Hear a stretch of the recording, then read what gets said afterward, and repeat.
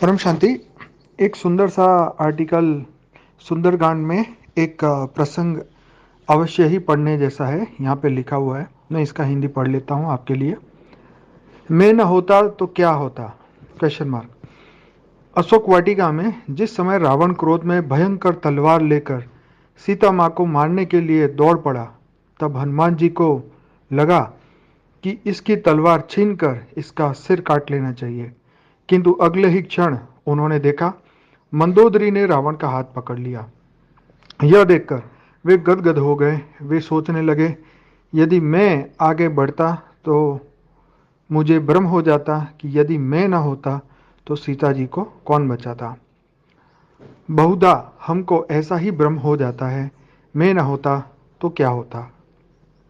परंतु ये क्या हुआ? सीता जी को बचाने का कार्य प्रभु ने रावण की पत्नी को ही सौंप दिया।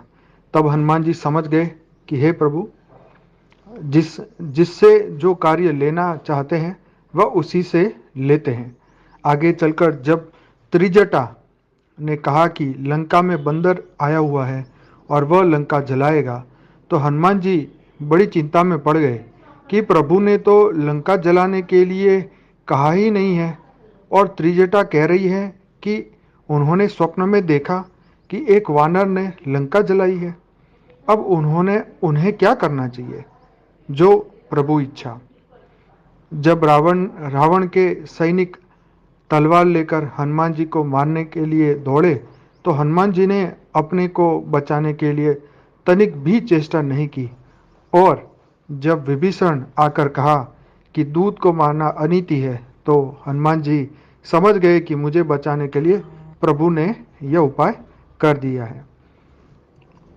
आश्चर्य की पराकाष्ठा तो तब हुई जब रावण ने कहा कि बंदर को मारा नहीं जाएगा, पर पूंछ में कपड़ा लपेटकर घी डालकर आग जलाई जाए। तो हनुमान जी सोचने लगे कि लंका वाली त्रिजटा की बात सच थी, वरना लंका को जलाने के लिए मैं कहाँ से घी तेल कपड़ा लाता और कहाँ कहाँ आग ढूंढता। पर आप यह प्रबंध भी आपने रावण से करा दिया। जब आप रावण से भी अपना काम करा लेते हैं तो मुझसे करा लेने में आश्चर्य ही क्या बात है। इसलिए सदैव याद रखें कि संसार में जो हो रहा है यह सब ईश्वरीय विधान है। हम और आप तो केवल निमित्त मात्र हैं।